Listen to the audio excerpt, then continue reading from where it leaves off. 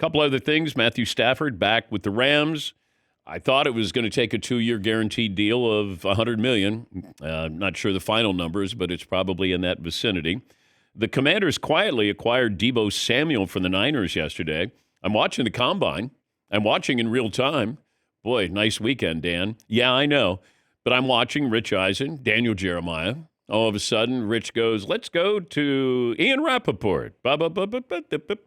And then he goes, the 49ers have traded Deebo Samuel to the Commanders for a 5th-round pick. I go, oh, wow. I immediately text the Danettes, and 5th-round pick is nothing. Now, you're going to have to pay his salary there. Might be in the final year of his deal, but you get Deebo Samuel. Here's a trap we fall into sometimes. When your team is successful 1 year, and then you think that success translates into success the following year. Now, what I'm getting at is the Commanders were a wonderful story. Went to the NFC title game.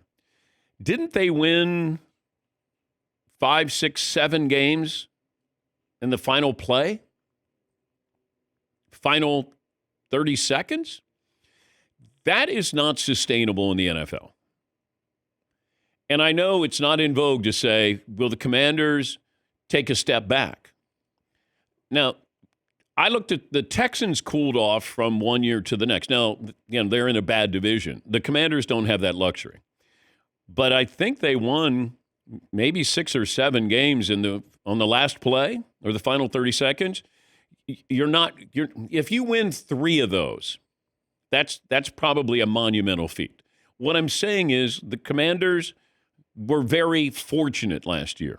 Great story, but they were fortunate. Jaden Daniels was great. They held on, fluke play against the Bears. Like they had things that fell for them. It doesn't always happen that way.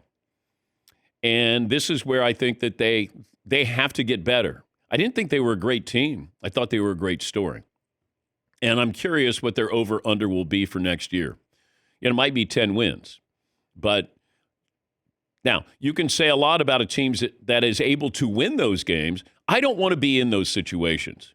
Like, I'd rather have a quarterback where you go, how many fourth-quarter comebacks did he have? Not that many, because he didn't need to. But it's nice to know when you have that situation, you have a team that can win. Deebo Samuel, banged up, hasn't had over 1,000 yards receiving the last 3 years. Doesn't have to be the man. Terry McLaurin is. Jaden Daniels, give you another toy to play with. And Cliff Kingsbury's offense, good. If he stays healthy, that's a big, big pickup for them. But are you going to have him for 1 year? Are you going to want to extend him? And I think he might be getting $20 million. So you always got to play the salary cap game of, and now the Niners have gotten to the point where we've spoken about this. You have a window of opportunity. What is their window of opportunity now? Because the NFC West isn't great, but it's not bad. It's competitive. And I don't think it's a foregone conclusion that you look at the Niners. Like, to me, the Rams, they're young. Stafford's back. I mean, I love what they're doing right now. You got Puka Nacua there. But, you start to look at these windows like the Lions. Window of opportunity. And we always go, oh, well, wait till next year. Okay. And then we said that about the 49ers. Well, hey, they've got a lot of time. Well, now you got to pay. Now you got to pay your quarterback. And, the casualties as a result. This happens to teams all the time. Happened to Seattle when they lucked into Russell Wilson. And then they had him for years, keep the defense intact. Brock Purdy is going to get paid. Brandon Ayuk is probably not going to be with the team next year. Can Christian McCaffrey play anymore? Trent Williams, you got 1 more year there? You start to look and go, George Kittle, contract's up. Are they going to extend him? So you have these questions. But I like what the Commanders did.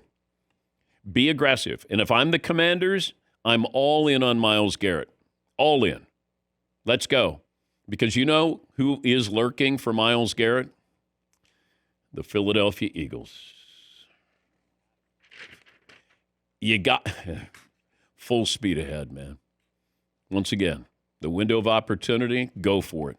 Go for it. Trade draft picks. That's potential. I can get that guy right there. You're trading the 30th pick. So what? Go all in. Because if you don't get him, maybe Detroit gets him, and then you're going to see him in the playoffs.